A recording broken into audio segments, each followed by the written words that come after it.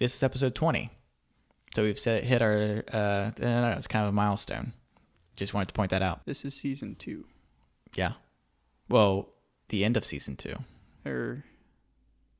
Oh. Okay, yeah. So let's talk about the MacBook Air. I'm very confused by this MacBook Air. And why it's not just a MacBook with an extra port. So right out of the gate, let's define. So in 2015, I know this because I bought this. Because you have the same computer, right?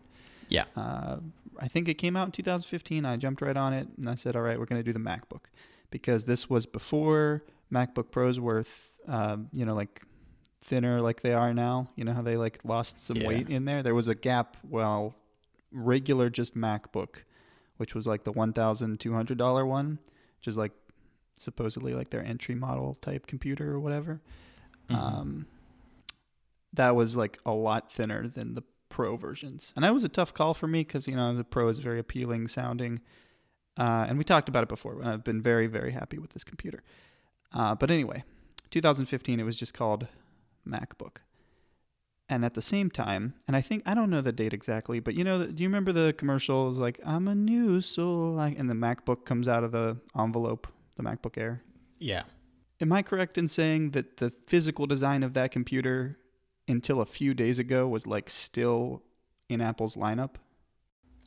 Yes, it was exactly the same. It had the old, it didn't have a Retina display or anything, but the new body is exactly like the MacBook. That's why I'm so confused on why, how does this fit in? It's the same price. It's the same. It's exactly the same, just with a fingerprint reader and an extra port and 13 inches. But is that a whole new lineup? And or do they have no MacBook now, or will they still be updating the 12-inch and somehow that's smaller, but that's not the Air? I just don't understand.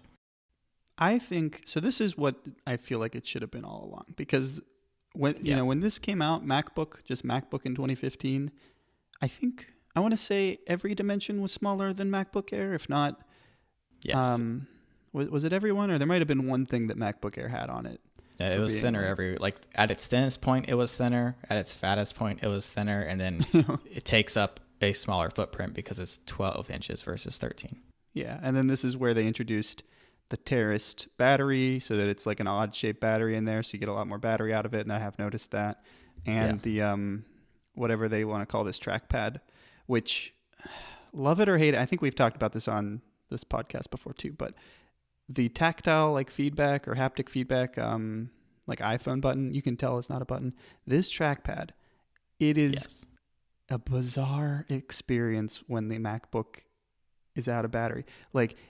I couldn't tell you it's not truly mechanical, and when the MacBook is dead, just it can't power that little vibration motor, it's freaky to press down on it, because it is just basically a piece of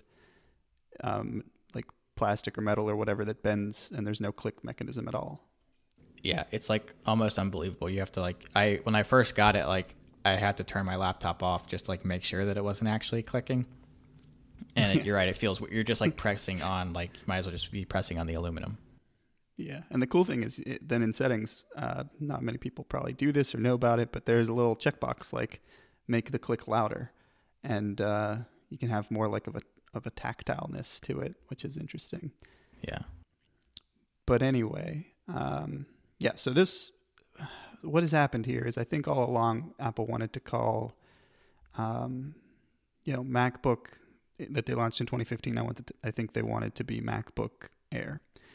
And for whatever reason, they were testing out this format, and then they wanted the Air to exist as a cheaper model or whatever. I think they just kept the name scheme weird for a while, but this is the corrective move. That's my theory going right now anyway, because this is, I think, exactly the same physical design, except they've added the fingerprint scanner and a second port in there, and maybe a few other changes. But well, the way I view the lineup is MacBook is the everyday computer for people that just need a browser and a Word or and documents in Excel and stuff, very light users. And then the Pro is for you need any sort of process intensive programs, video editing or whatever.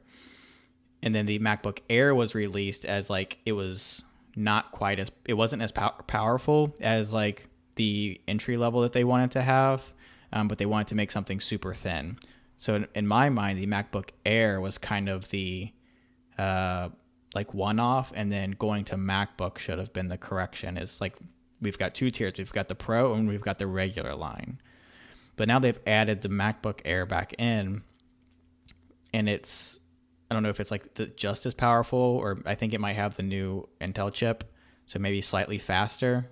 So now like what I would consider the budget is now just as expensive as the MacBook, 1 inch bigger and an extra port. And then you have the MacBook, which is like not as good as the Air now. And then you've got the MacBook Pro. So everything's like flipped around now. Well, yeah, I wonder if they'll just keep MacBook around as their like more like cheaper option. Is that what they're doing? Are they doing that already? It's still on the website. It hasn't been, but it was updated somewhat recently, I think. Mm-hmm. Yeah, I don't know what they'll do there. And I hear what you're saying with all that. To me, though, I guess, so the analogy with iPhone is like there hasn't been just iPhone in a little while. And I mean, probably since the first one, right? Right? Yeah. Yeah. So to say like MacBook is now like, oh, which MacBook? And believe me, like I have not enjoyed trying to describe to people which thing that I have, even like the Apple Store. I feel like I have to be like, I have MacBook that came out in 2015 because that's all I can call it. That's an interesting point, because in my mind, it's a very clear lineup: MacBook Air, MacBook, and MacBook Pro. Like it all makes perfect sense. But I guess like to the normal person, MacBook is just any Apple laptop. And then MacBook Air and MacBook Pro have very specific meanings. Mm-hmm. So maybe that's what they're trying to do, is just like for the people that aren't like super nerds on the Apple lineup, so that they understand what people are talking about. I guess that's a good point. Yeah. But anyway, getting past the like, semantics of this, like how it fits into the lineup. We could do a whole podcast about the names. Yeah, not having like really looked at reviews or anything yet, I'm generally pretty happy. This thing seems to have, so what? It's got an actual not mobile processor in it, right? I'm looking at the page right now. So are you saying, oh, okay. I thought you were saying that you have the Air. Oh, no, I don't. I'm just saying, okay. I'm looking at the pictures here. We've got an improved keyboard, which is a complaint of a lot of people. And I haven't really cared much about the keyboard, but I guess some people do. And that's great that they made it better. Yeah. I have the original one, and I do miss like sometimes it just doesn't like register a click. But that might just be me. Yeah, I think I'm mostly comparing it to like if you were to type on an iPad or something, and it's definitely not on the level of other Macs like mine that I have, the 2015 one. But you know, it's a lot better than any kind of tablet-y thing, and I think this is trying to be like, ooh, hey, you wanted a tablet? Well, this is crazy portable and, you know, a fully functional computer with a full OS and keyboard and all that good stuff. Yeah. I'm looking at the site now, and they don't even have the new chip. It's the I'm pretty sure the original MacBook is the i5 too. So the one I have, doesn't it have a mobile processor of some kind? I thought it had like a weird mobile thing in it. Oh, really? Oh, okay. If I'm that's the sure. case, and then that's, I mean, kind of more confusing, but that's a pretty big differentiator. This is not a mobile processor in the Air. Yeah, so what I have right now is 1.1 gigahertz Intel Core M. And that's how that's the way that they got away with not having a fan in here, though, which I also really love. And since it's the exact same physical design, I assume this one doesn't have a fan either, and they just figured out a way to make it work. Yeah, you're right. I have the same one, 1.1 Intel Core M. Yeah. So the MacBook is weaker than the MacBook Air.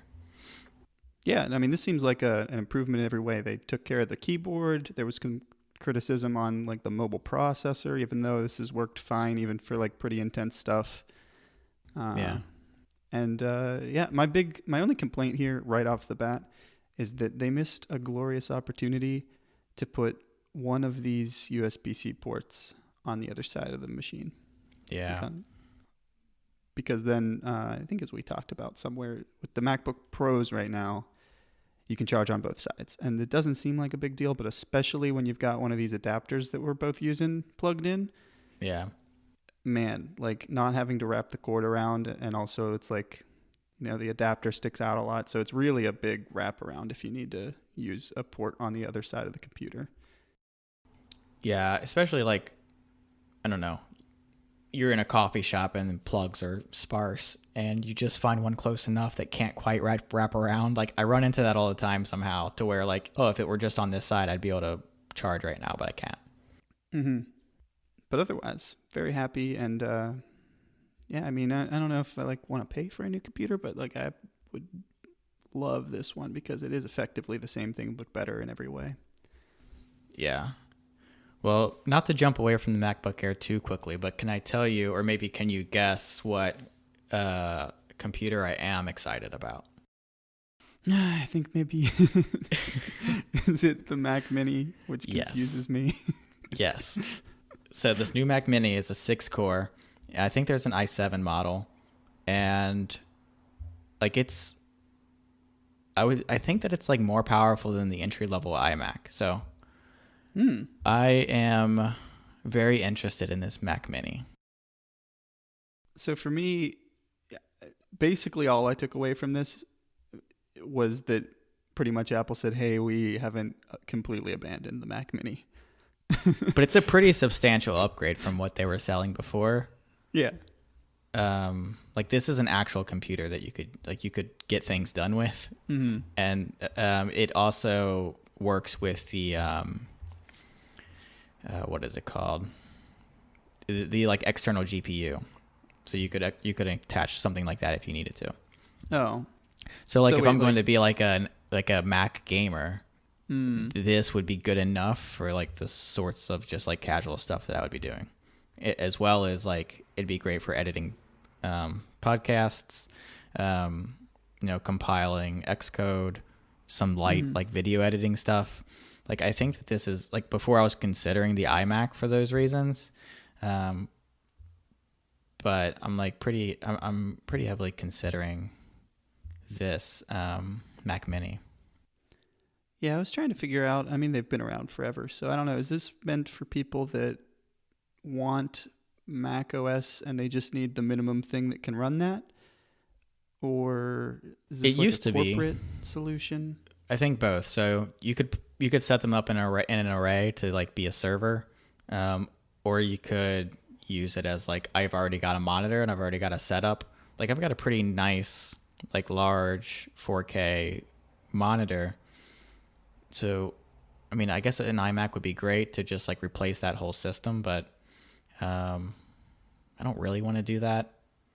And I don't know. This is just like really small, and I don't know. I just like this a lot.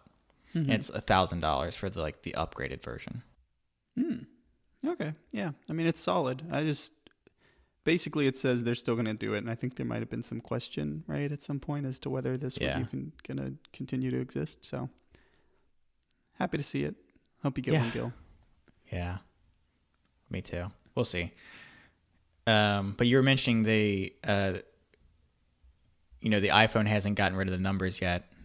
The iPad has gotten rid of the numbers. That's segue.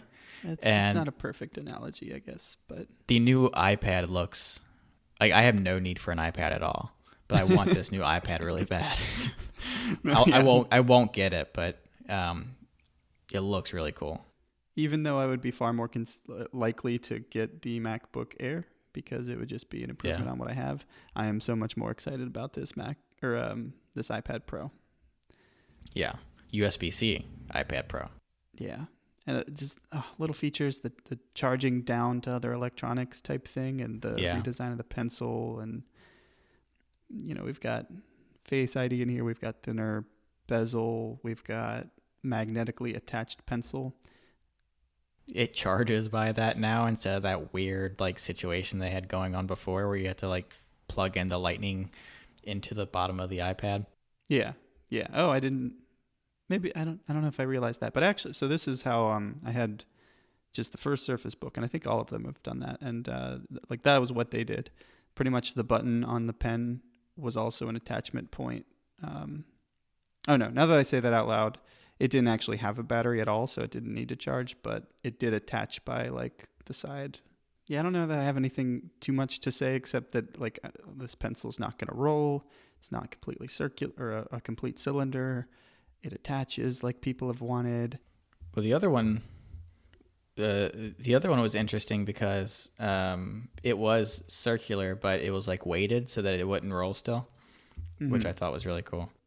Well, it'll roll a little bit, but yeah, I mean, this one just feels like maybe what they had in mind and wanted the iPad to be ultimately all along.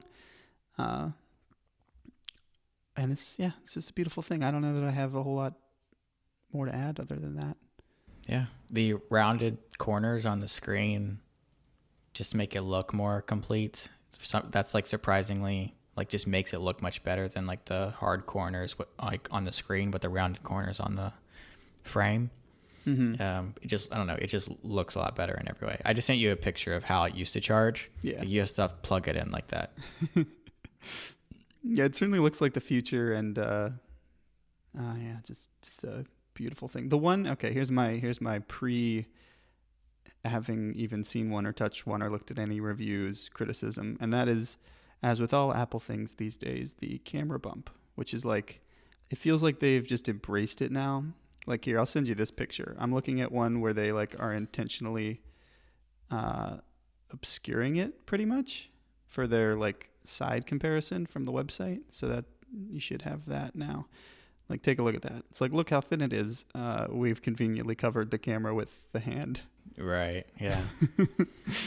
It's like especially confusing because like the camera is really only like on the iPad it is, unless you're like a psycho, is only for scanning documents. It's like you don't need a nice camera. They could have put a worse camera in there and not put the bump. Especially with the iPad, with it being so large, I feel like it'll be more obvious when you're trying to have it on a table and you're like typing on this large iPad with like a top left corner. Yeah. Like all weird. I don't know, it seems like a weird decision. I wonder if you could like aftermarket. I guess you could just completely sacrifice the camera and make it smooth back there, but. Or what you could do is just put like an adhesive bump on the other side. So it's just like slightly, they're like little feet. And just like, that way it's like just slightly tilted towards you and doesn't wobble. I think my plan at the moment is to just grind the camera off. There you go, yeah. There's this guy on YouTube. His channel is called Strange Parts. He lives in Shenzhen in China. And he added a headphone jack to the iPhone 7 and like actually got it to work. He's like drilled a hole in the bottom. He's like an engineer and he like soldered all the things and like found all these pieces. It's really funny. People, they'll go to the extremes. I would love to see the camera go. And I think if I got one and there was like a civil solution to taking the camera and making it flat, even if it just made it not function at all, I think I would do that. I'm sure you could, if you ground it down, I'm sure that would work. It would work, but like it's not going to end up pretty at the end. You just grind it down, put a little black sticker over it. I don't do stickers. You never know. No, they're weird. They just peel weird. I don't know. I don't do stickers either. I was kind of curious about like if you have any like interesting habits and goal setting methods, just because I've been thinking about that a little bit lately. So do you have any like methods for how you track this sort of thing? No. I'm living the simple life at the moment, Phil. So every year or so, I'll like update my like short-term and long-term goals, and I track all of that in Evernote. And then for habit setting, I kind of have a little bit of a different system. It's not like super interesting, but I think it might like be helpful to people because I was on Reddit and somebody was like asking about how they were trying to like work out more or something, and they couldn't get into it. So I was trying to like give them some advice, and it got me thinking about my system, and maybe it'll be helpful to somebody. But basically what I do I have short-term and long-term goals. And these live in Evernote. Let me pull it up here. I have my first list is before 30. And then I have like just the other one is just long list. So once I hit 30, I'll kind of reevaluate things and and then I'll make a new list for like, okay, out of my long-term goals and maybe what I didn't complete from before 30, this is now on the list for before 35. And kind of so on like that. So some things I have on here are like make X amount of money on an online business. I did that. Selling a new hobby box. Mm-hmm. I have go vegan on here. Things like that. Kind of things that I could do pretty quickly, but either haven't done for whatever reason. And then long-term goal is like, bigger stuff like be CEO of like a Fortune 500 company, win a World Series of Poker bracelet and stuff like that. What was that? So that's all I have. Win a World Series of Poker is like a big poker tournament every year. They have like 60 tournaments, and coming in first place, you get a bracelet and whatever the winnings is. It's like a diamond bracelet and then like $1 million or whatever. And I love poker, so that's like a big goal of mine. That's interesting. Not to get too off track, but I do love when there's like random, super highly coveted award things. So like, yeah, one of the investors for SpaceX is Draper Fisher Jurvetson, and they give out these like platinum frisbees if your company, I think it's really? $1 billion valuation or something, and like that's cool. Yeah, it's just these random little and like even YouTube, you get those subscriber buttons and everything. Yeah, and like there were larger tournaments and stuff, but like not every tournament in the World Series is huge. But for whatever reason, this set of tournaments, if you come in first place, you get like a bracelet. So it's just like a special thing. And I have some stuff in here that's just like fun. Like they're not all like serious stuff, like get a pilot's license or, just stuff like that. Visit every continent. But then there's more serious stuff like be the CEO. I don't know. That's kind of how I frame my overall goals. And then every few months or so, I'll kind of look at my short-term before 30 goals and say, okay, what can I do to like make some progress on some of these? So yeah, that's that. And then for like habit forming stuff, I use reminders and streaks. So those apps, or is that? Yes. So I use Do for reminders, and then Streaks is my Streaks app, which I kind of just started using Streaks, but it's still kind of nice just for tracking random things. You and I have talked about this before. You use what's the one that you use? With like the bars. Yeah, I haven't been using it as much. I think it's called Done. Just Done. Yeah. Okay. That's kind of what I use. So. For example, one thing I want to do is I want to read so often. So I just have a reminder every day at 5:15 when I'm normally on the bus that I should read for 30 minutes. Things like that. Mm-hmm. What this does is it kind of forces you to like remember that and then actively put it away. And then if I put it away too many times and then I don't mark it in Streaks, and then Streaks will also start bugging me. So it's just kind of like a double kind of feedback loop of like, okay, make sure you're doing this thing that like past you wanted you to do. The other one is Duolingo. So I want to learn Spanish. So I have a reminder every morning on the bus to do Spanish. Mm-hmm. That's just kind of my system. And I was just wondering if you did something similar, or kind of if you had any other thoughts on that. Well, okay.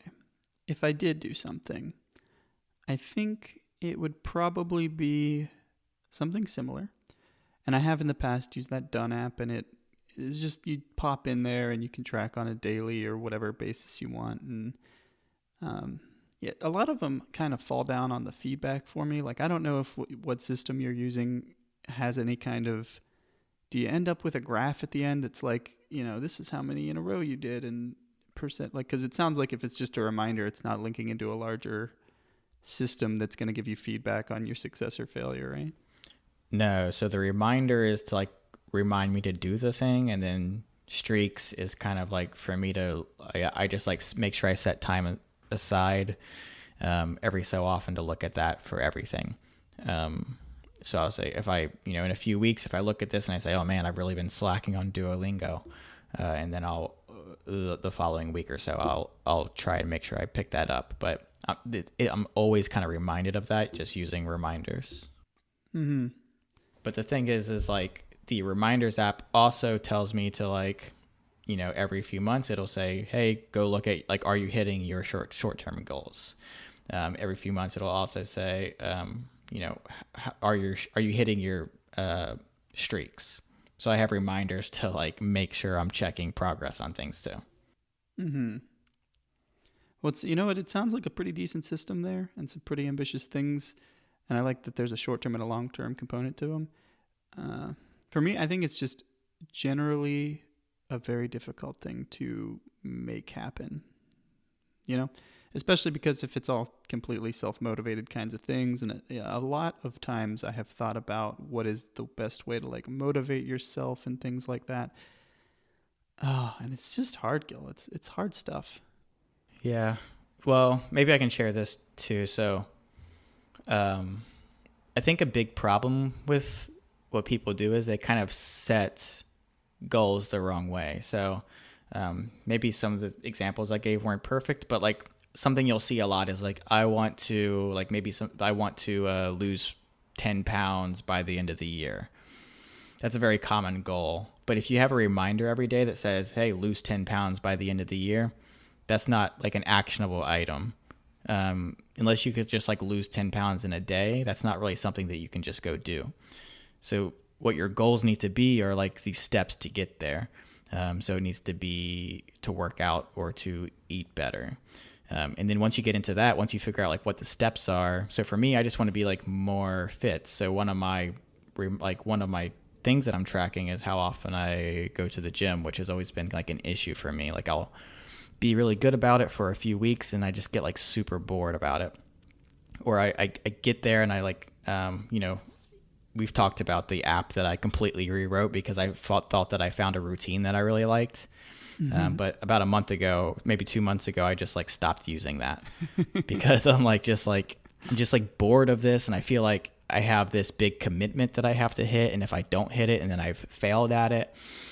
So I've tried to rethink of, okay, what can I do to make sure I'm like working out without feeling like the stress of having to work out and having to complete this routine? Because sometimes I don't have an hour to dedicate to it. I sometimes only have a half hour or whatever. So instead what I'm doing is I'm waking up every day at 6:00 and there's a gym at work. So I'm waking up every day at 6:00 and my goal is just to work out for 30 minutes. If I just lay there on the ground and do nothing for 30 minutes and then whatever, that's fine. But as long as I'm like in the gym for 30 minutes and then I'm fine with that. Some days are really productive. Right. Yeah. Some days are really productive. Some days I don't do a whole lot at all. Some days I'll just sit on like the cycling bike for half the time. But like the point is like making the habit of doing that thing and not like convincing myself every morning that like, oh, I'll just work out tomorrow and skip today. But that happens every day. And so then I just never work out. So I say, okay, I'm going to the gym every day. I'm waking up at 6 no matter what every day. If I have like a meeting or something, or if I really can't work out, I'm still going to wake up at 6. I'm not going to like try and sneak in an extra 20 minutes of sleep and I'll just get to work early. And by forcing me to do that every day, I don't give myself a chance to say, okay, I'll make sure I do it tomorrow, because that never happens. Mm-hmm. Yeah, and it just from what I've gone down some pretty deep rabbit holes trying to look in some of this stuff, just like keeping yourself motivated and reaching goals. And I think maybe the two biggest things that are sort of vague but good starting points would be, one, like make it a habit that you're just doing consistently. And then the other one, which is almost sort of on the flip side, is make it somehow something that you have to do. So just an urgency to it. And that means if there's an accountability person involved, or if you have a deadline, I mean, like if it's not self-imposed, a lot of times, I mean, there is some deadline. It's like, oh, you either do the thing or you get fired, or some terrible consequence that is like inconceivable to the point that you do the thing. So yeah, those are my two hot tips, and then I have no idea how to execute on them. Well, the habit thing I think is the most important piece because like if you can set it's hard to find like a life or death scenario to like having to do something like you like hire somebody on the dark web to like, you know, kidnap you if you don't do it.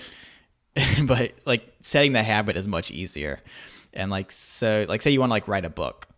Like for me, for example, the reason that like I'm not making sure like my goal isn't to like do this entire routine every day. It's just I need to just go to the gym every day, and whatever I do is whatever. If I don't do anything, the habit is still being established. So if you want to like write a book, just say I'm going to sit down and try to write for 30 minutes a day. If you write nothing, and then that's fine. If you write, 10 pages and then you keep going, then that's also fine. But not setting a goal for the product of that, but just setting a goal for like the time that you're willing to dedicate to at least thinking about it. Yeah, and friend of the show, CGP Grey, even though I haven't ever like directly communicated with him, but he's, his friend, I guess. Hey, I've had a tweet liked by Brady, so we're basically best friends. Yeah, Brady's gotten to me on like twice, I think, maybe. Yeah. But so for people that may not be aware, there's a show called Hello Internet, and that's kind of the spawning point of ours, and go give them a listen for sure if you haven't. Anyway, Gray has a video called Maximizing Misery, and he goes through a lot of points of just how to kind of live a healthy lifestyle. And at one point, and I think this is commonly accepted, he goes through like SMART, SMART, and it's like... Yeah, SMART goals. Yeah, maybe you remember what they all stand for, but one is like actionable and... Yeah. I should know this because this is like how we set goals at Amazon, but I kind of forget. It's like something measurable, actionable. Yeah, it's pretty standard if you just search it or whatever. But yeah, that's probably the pretty like best, most proven way to do these things. I will tell you though, Gil, we can have a little fun with this. Let me 1 second here. I have a list on my computer called Life Goals, and it is generally completely a joke. I've got a separate list for bucket list that has some weird stuff on it. I have one here like, okay, so buy a bottle for another table at a fancy restaurant. Just, that's good. Yeah, like verse the United States in court, which it's still, I'm not completely clear on how you go about doing that, but... Yeah, I think you kind of fall into that. You don't really plan on that. You don't go into that with the intentions. What can I do that America's really going to hate but is in a legal gray area? I have go into low Earth orbit. Oh, there you go. That's a legitimate one. And probably decent chances there. Oh, so one of them is take a train across the country. I took a train to Vancouver last weekend, like a passenger train. You getting there? Not as fun as you would think. No? But it was pretty cool, though. I mean, I've been on some trains, Oh, really? Yeah. I have never been on a train, like, aside from, like, subways and stuff. Oh. Yeah, well, you know what we got to do, Gil? First of all, Hyperloop when Hyperloop happens. But then you got your Excella, which is the, like, fastest one in the United States or possibly all of North America. And it's still not that fast compared to, like, the bullet trains, but it's kind of cool. Yeah. And then there's one that goes from like Fort Lauderdale up to like New Jersey. And the cool thing about it is you can load a car onto it. Like you can have your car transported by train. Yeah. I really wish trains were more of a thing in America. Like even if you do Amtrak, they own, I don't know what it is, but it's like they own like 10% of the tracks that they ride on. Mm-hmm. So they're just like constantly delayed because people are just like they get the people that the rail companies, they prioritize their own shipments. So they're just like, you're just going to wait there until we're like not using it for an hour. Mm. Like we went to Vancouver and there was something like they needed the rail like right when we were getting in. So like we thought we got so lucky. They were like no delays. We're like 30 minutes away. And they're like, oh, it's going to be, we've got to sit here. It's going to be like a 15-minute delay. We sat there for like 2 hours, 30 minutes outside of Vancouver before it started going again. What is this nuclear bunker arms race? Okay, so nuclear bunker arms race. That is just saying, where did I? Okay, yeah. So Elon Musk, of course, a while now ago, probably like a month or 2 months ago, he had this tweet where someone was like, it was a news article that was commenting on just like how rich people are buying up land in like New Zealand and have like some are like preppers, like doomsday Yeah. preppers. One of the founders of Reddit got eye surgery because he believes that eyeglasses will be hard to come across when the world ends. So it's like it's not super extreme, but I like, man, it makes me uncomfortable to think that if it like the world starts to tip into the balance of maybe it's all going to implode on itself, just that like groups of like super rich people will just be buying up, like, I guess New Zealand is somehow a safe haven in all this potentially. I don't know how, but I have not heard about this.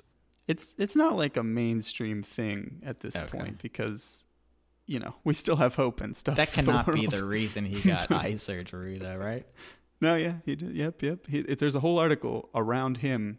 I'll find it, but it's just talking about like he explicitly says like, I didn't get it because I don't like wearing glasses. I got it because if the world ends, glasses are hard to come by, because he is like a solid doomsday prepper kind of person. And I think there's still a lot of hope here, but my one concern. Oh, and so anyway, Elon's tweet was it was something along the lines of like, "Nope, not me," because the article was about like doomsday preppers, like of the super rich, and he was like, "Nope, I'm going down with the world," pretty much. And I love him. But He's got a private jet to the moon or something. he's just gonna go into orbit.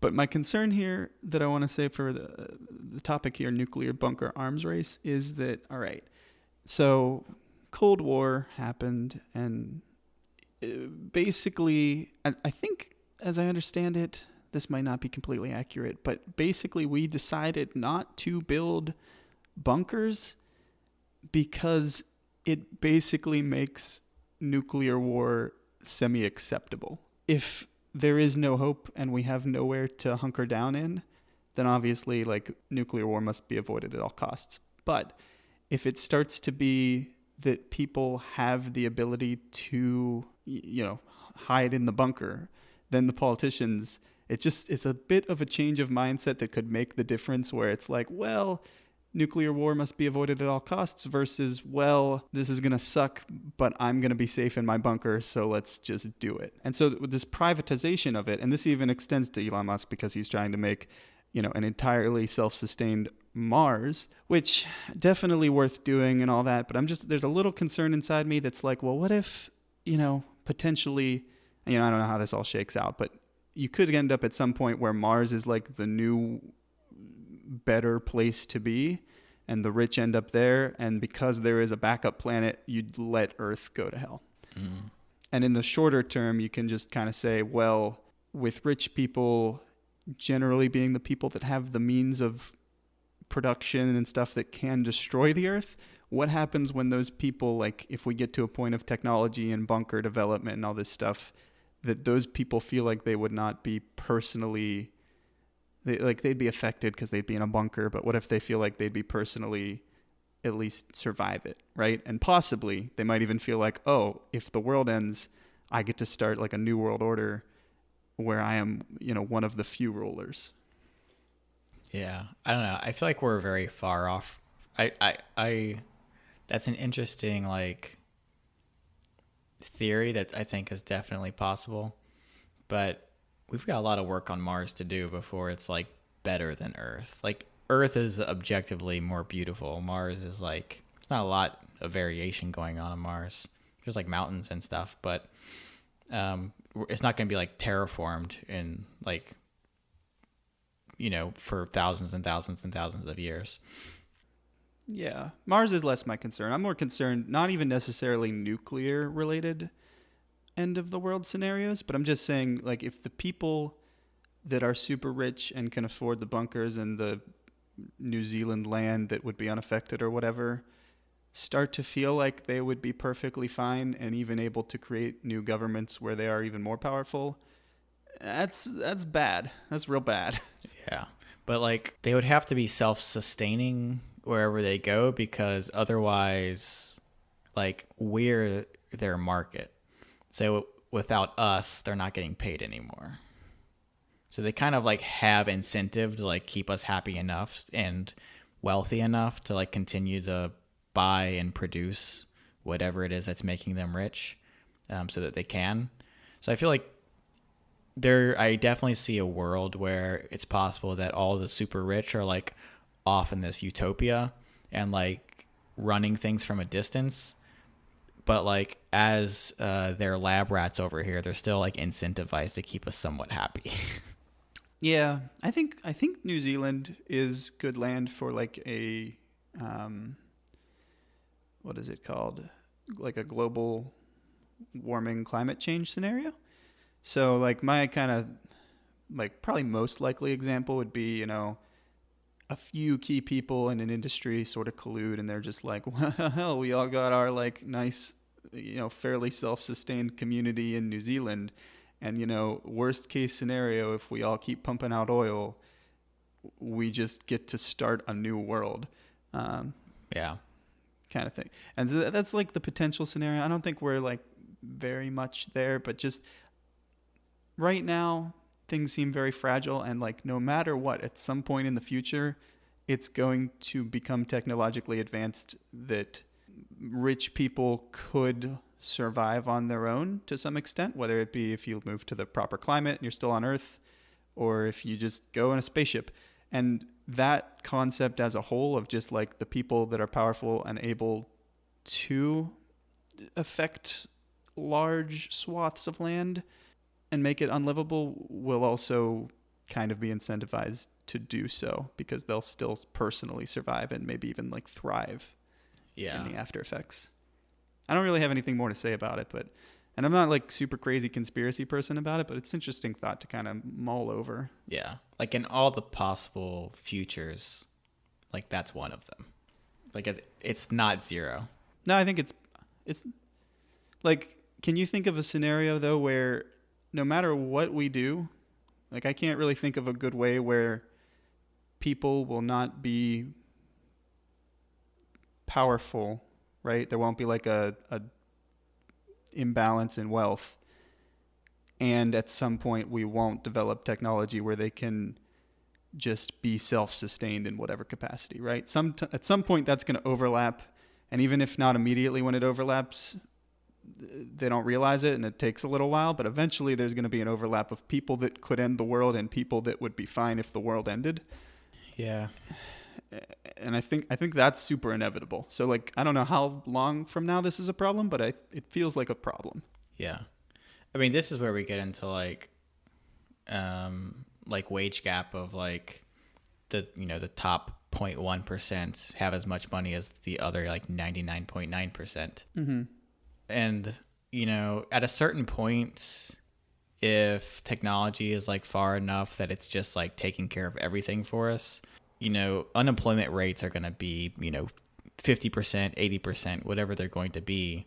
There's going to have to be some sort of support for people. And in a world where like everything is like done by machines and essentially like free, I could see like maybe in a short future, there's like lots of growing pains to that.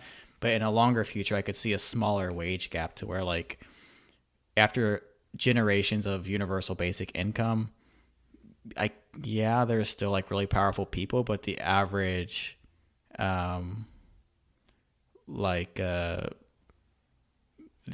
average quality of life is going to be much higher than it is now. That's very optimistic. Like, I think that's probably not the most likely outcome, but I think it's like a likely enough outcome. Yeah, I'm gonna crossing my fingers for that one. Well, we'll be long dead, so unless they also cure dying in the next 60 years. That's on my life goals. The very bottom of the list is live forever or die trying. There you go. I think so far everybody's died trying, but there's a first time for everything. Yeah. So my transition for this one is how, okay, just imagine that you're simulating the whole planet Earth from the get-go, and you get right up to World War II, and imagine you have 100 different simulations of the Earth, and maybe you just change the geography a little bit at the start, or you change climate or weather or something, and you just run it 100 times or 1,000 times or a bunch. How likely do you think it is that the results, like I'm very interested in how World War II ended, because you ended up with one nation that is like pretty much the only superpower, and use of nuclear weapons, well, you could say twice, but the effect is kind of collectively one time, and then kind of the rest of the world just realized their power and stopped, and it was a whole mutually assured destruction thing. And this is a constant thing that comes up in my mind, is how inevitable was that outcome? And then even things just like, how inevitable was the invention of like the cotton gin? Would it have been invented like a year later if someone, or wait, I should know who invented that, right? Was it Eli? Eli, somebody? That sounds familiar. You're really testing my history knowledge here. But so I just want to discuss like how inevitable was this seemingly very weird outcome that you have one nation that is the like singular superpower that like ridiculous numbers spent on defense compared to like the next 20 nations combined or whatever, just ridiculous. Yeah. Singular nation, and nuclear weapons not having been used successively by different countries or anything like that. And it seems like it was all such a close call. But then again, you can even extend that just to like how inevitable have like larger macro developments in the human species been. Yeah. I mean, I am not like an expert in history in any way. I don't think anyone can answer this really well. Yeah. I feel like any small change would have be a complete diversion of the timeline that we're on. Like there are so many things that were like that allowed the things that are even happening now to happen when they did, that were complete accidents. Like something like the discovery of like insulin. Like there are so many like 1 in a million things that led up to that moment that it'd be just a different series of 1 in a million things if we were to change one small piece. So like if geography were different, maybe, Einstein would have never been born. And then like all these, like the complete like makeup of the population of the world would be completely different. Maybe there, it could completely change. Like maybe women are in power and white people have been oppressed. Like I feel like geography is like a huge part of that, and what allowed like the European area to develop so much quicker is just because like we were in, not we, but like that group of people in the European area were just in the right geography. It was like just warm enough. There were enough large, slow animals there that they could very easily kill and eat, and they didn't have to worry so much about food. Whereas everybody else is like, if you're living in 100-degree heat with cheetahs around, it's like you've got to worry about a lot more things and like trying to figure out math. So I don't know, it changes a lot, I think, and I have no idea how to even answer the question because, it could really be anything. Part of my feeling here is like, I think like we would have, who's like a good inventor person example? Let's say like radio. All right. So Marconi guy, radio. I don't even know anything about how that was invented, but like, I feel like it was going to come up pretty shortly thereafter. And I'm just saying like overall, like the whole state of the world, do you think we'd be like crazy more or less advanced if a couple key people hadn't stepped in? Like, and then there's people like Henry Ford and like really kind of revolutionary thinkers. And is it like, did they push us forward like 2 years and somebody was going to come along and do essentially the same thing? Or is this world like entirely different because of what people stepped up and did? I don't know. I think I kind of feel like it would have happened somewhere else. Like even like in the very early days of like developing language, that essentially all happened in parallel in like completely different parts of the world, to where we were transitioning from, just like Homo sapiens to like the humans that we are today. And Mm-hmm. in all these different places, people were developing their own languages at the same time. And if you follow that far enough, maybe, if Einstein wasn't the person to help with wasn't helping to build the nuclear bomb, like the most popular one, there would have been some other guy, or maybe whoever the second place smart guy on the team would be who we all talk about. I don't know. Yeah. Well, even if you put the Earth aside and you say, like, let's just say alien world that has a whole different setup. I wonder if generally, like, the time between like radio invention and internet invention or nuclear bomb invention or whatever is roughly the same. Yeah. Also impossible to tell, but I would imagine it'd be pretty close. I mean, if we're talking on like the timeline of the universe, then yeah, they're basically exactly the same, even if they're like 10,000 years apart. But I wonder if you could you get the internet before the nuclear bomb in some instances or things like that? I don't know. I'm just speculating. And again, it extends like to these all these huge things like the fact that we even made it to the moon in 69. Like, I think if you run this simulation enough times, that's only happening in maybe like 5% of them. So like, I think there are some things that are likely to have happened and some things would to be better or worse or whatever. Yeah, I don't know, it's just on my mind. And then it's like the larger thing is like how influential can a person be? Like a lot of people that achieve a lot of things feel like, all right, we have pushed the human race forward like hugely, and I'm like I'm not trying to be pessimistic about it, but like just thinking about it, it's like maybe somebody would have stepped right in and done it anyway.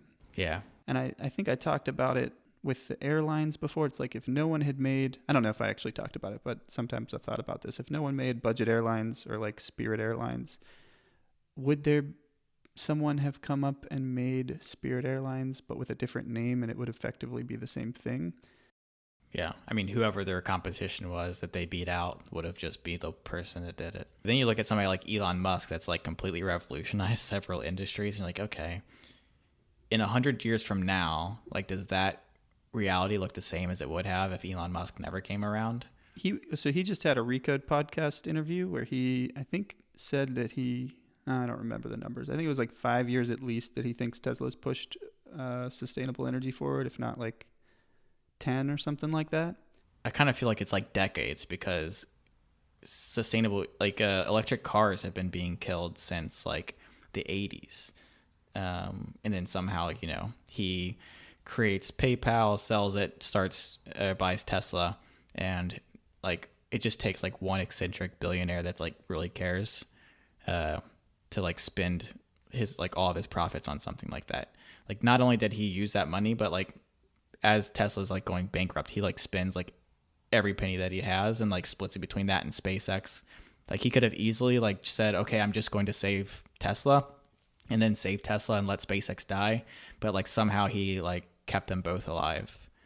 I don't know. I just feel like he's probably pushed it forward further than that, because every other large business is like heavily incentivized to keep things the way that they are.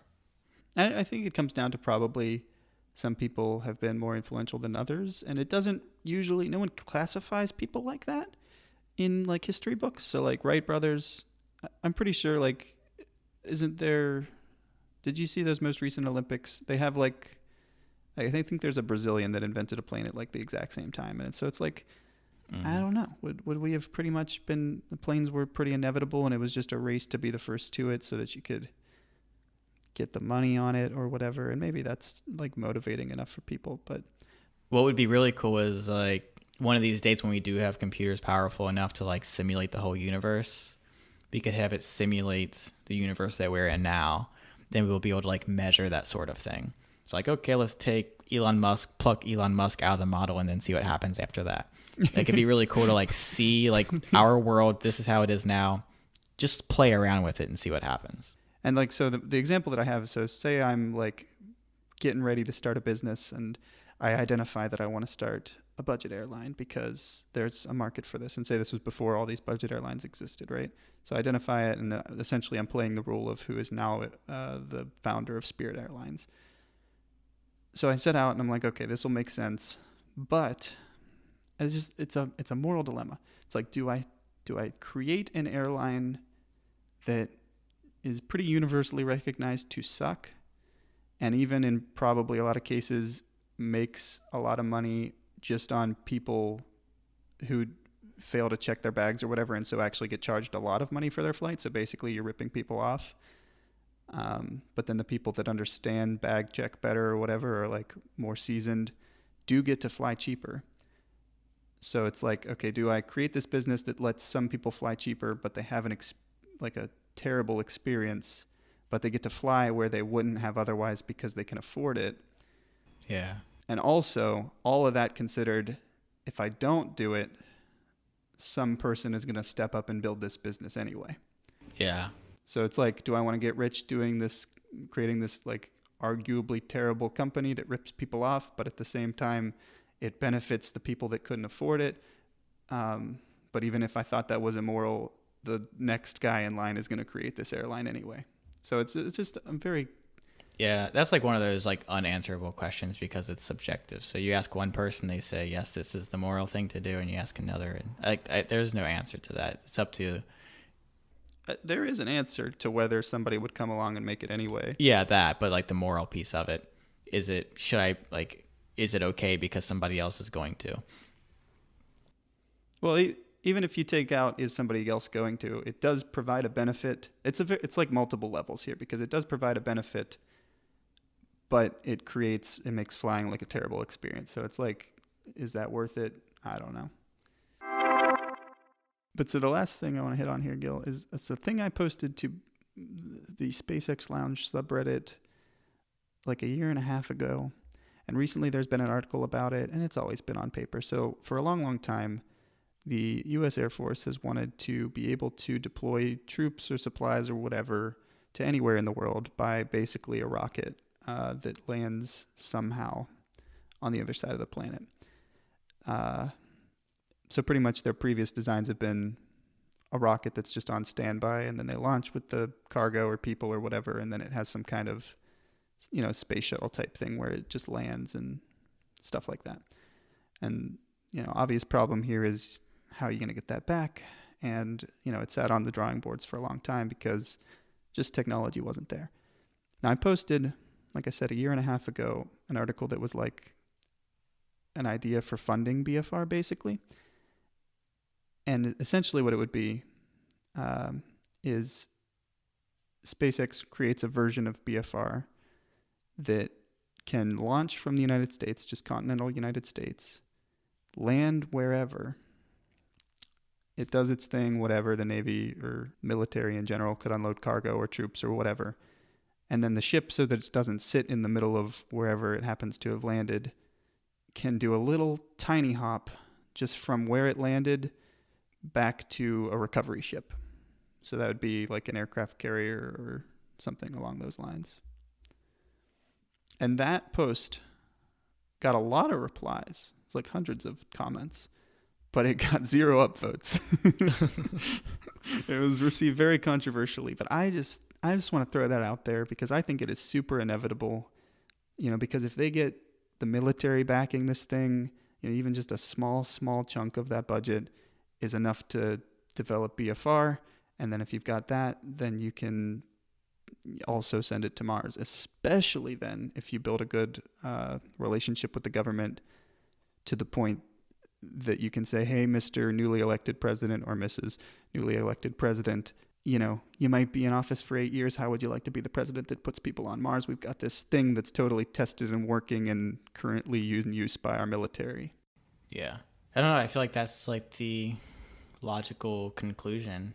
I mean, kind of unfortunately, but I feel like that's what's driven so many other large innovations like that is military use. So this was my argument with the Apollo missions.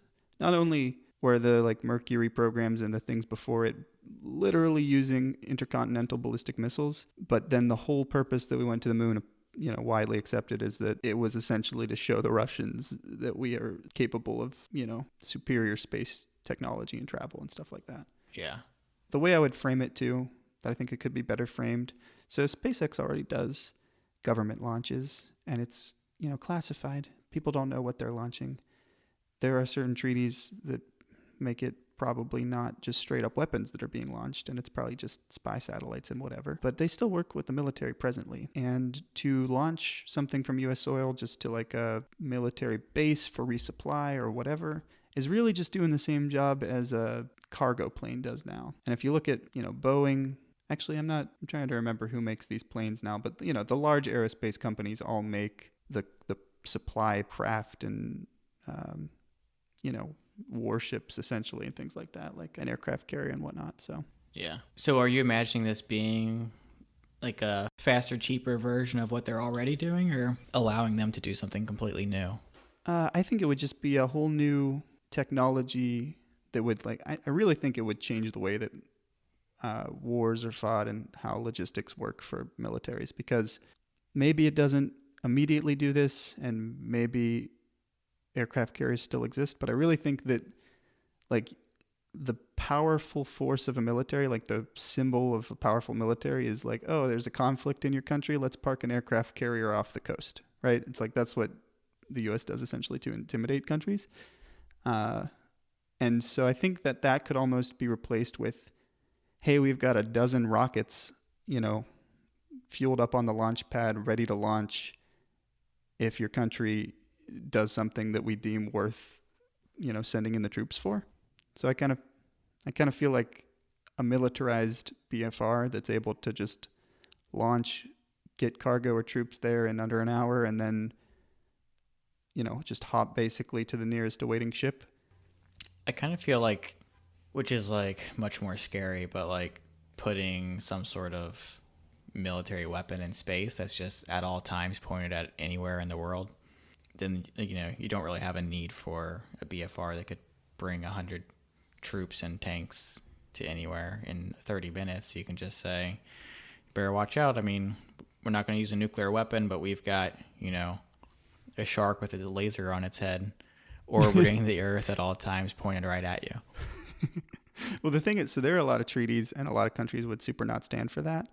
But I think that you could frame BFR in a way, because it is suborbital, and especially because they've been looking into this for a long time. I think that it could be seen as like politically acceptable and not, immediate grounds for starting a war. Right, because it's like just a longer step of what we're already doing. It's not like completely different, Yeah, it's a logistics platform. We're still right. putting troops in these countries that don't particularly want us there. It's just a different way to get them there. And I'm not saying necessarily these things land right in a combat zone. Maybe more it's just like resupply the bases. But I'm saying like if you don't have to operate a several thousand crew aircraft carrier because you can launch a few of these things, and like the money actually, like these things in theory can be very cheap to operate if you're just spending the money on the fuel and they're reusable and all that, and they don't even going orbital, so they don't have to use like replaceable heat shields or anything like that. Yeah. I wonder if that would like allow for like the BFR. I don't know if it would be able to handle this or not, but like really large equipment, like little like tanks and Bradleys and stuff. But like, would that say we can like, because it's easier to transport all of these things, we don't need just one hanging out in every corner of the world. We can maybe cut the budget by 20%, and because they're a lot more mobile now. Yeah, that's what I'm saying. And I think it happens very slowly. People are slow to figure, like, things happen slowly. But it seems almost 100% inevitable that at some point, regardless of what infrastructure still exists around it, that there will be a platform for deploying troops and cargo anywhere in the world via like a suborbital rocket that lands propulsively once it gets there. Yeah. I don't see it going any other way sooner or later. And then once you get to that point, it becomes, all right, how many hundreds of millions of dollars are we going to spend? Just billions of dollars are we going to spend maintaining ships and bases and all of these things, when the alternative is that we can just within an hour get tons of troops and supplies and things like that to anywhere that we might need it. Yeah. Seems like the cheapest option is, you know what, world, just get along. I'm trying to think if I would like, do I see a world where Tesla turns into like a Boeing to where it's just like I think SpaceX. What did I say? I think you said Tesla. Oh yeah, where SpaceX kind of turns into a Boeing to where they're like building things like the military is not using SpaceX's things. They're like SpaceX is now producing a product and selling it to them, and it's just better than Boeing. Is that kind of what you're thinking, or you're thinking that SpaceX owns these and they're rented by the military to like to go on these missions to drop things off? Or are they mass producing rockets now? I don't know. So this is the thing: is most companies I think would see this as like, oh yeah, we can profit here and like let's do this. Elon though is the difference, and maybe he doesn't feel good about doing that. And probably for this to work, it would not be like a service that SpaceX offers. It would be like, hey, military, here's these things and here's how to use them, and run your own bases. Yeah. Or run your own launch sites essentially. Yeah. And the military, I don't think would really want SpaceX in the way anyway. They would want their own. Yeah. So just like licensing the technology. Yeah. So just selling like Boeing sells fighter jets or whatever. It's like, here, we built you a fighter jet. It's yours now, Did you vote? I did vote, yes.